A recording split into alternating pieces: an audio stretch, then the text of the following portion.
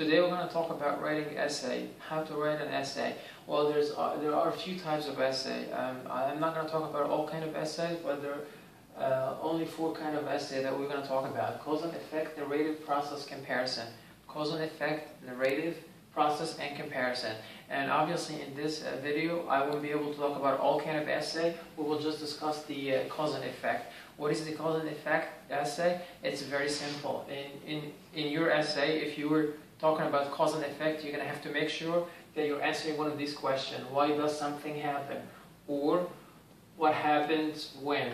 So for example, why do so many people lie? Or why do we got Hurricane Sandy? Or why do we have rain? So the answer will be because 1, 2, 3. And in this answer, that's what you're going to include in your essay. Or the other question is, what happens when? What happened when people eat healthy? What happened when people exercise regularly? Or what happened when South Jersey hit by Hurricane Sandy? The effect is 1, 2, 3. So in any cause and effect essay, you have to make sure you're answering one of these questions.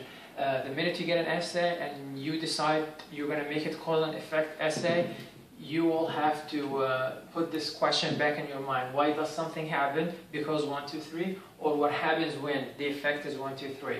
Okay, usually the essay is either 4 or 5 paragraphs. Let's say it's a 4 paragraph. So your first paragraph will be the introduction. Your second will be detail number 1, detail number 2, and then your conclusion.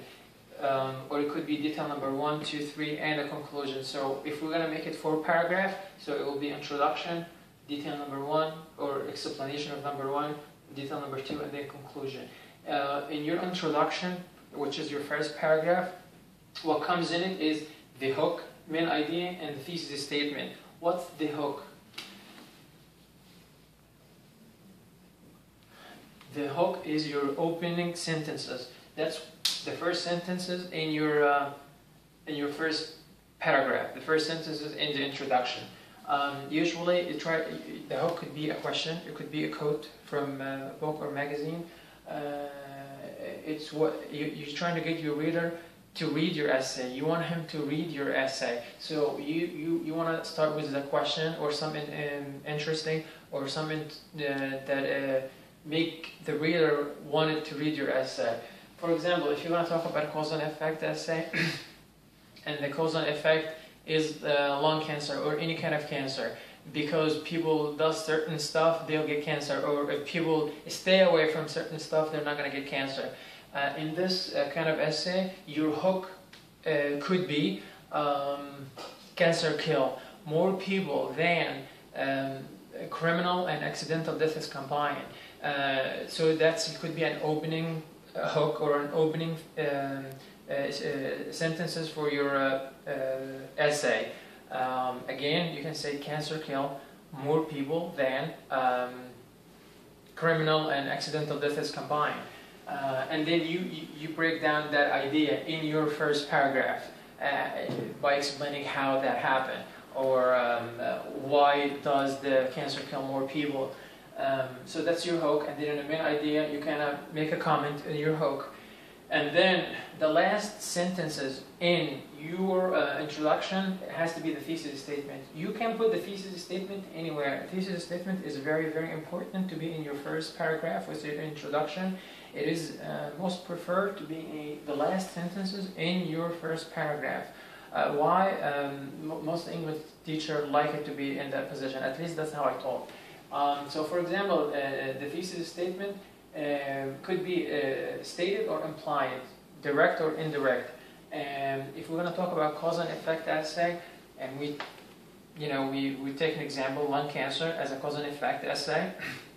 If you want to put a thesis statement in this essay, if it's stated, so you literally breaking down what you're going to talk about in the paragraph 1 and 2.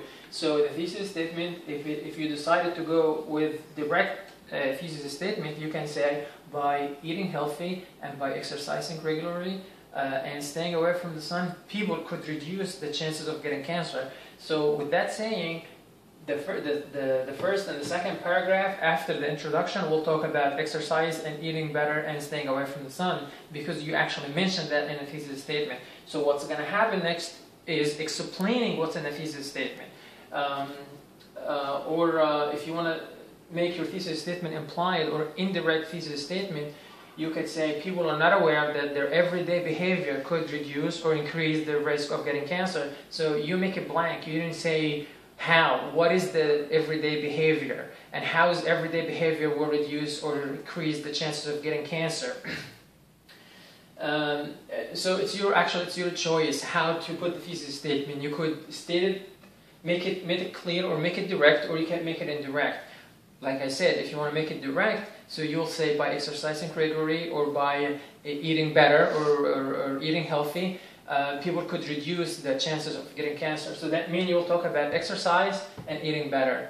Or you can say everyday behavior could affect your chances of getting cancer or prevent you from getting cancer. So, and you'll talk about everyday behavior, which is, it could be exercise or it could be eating better.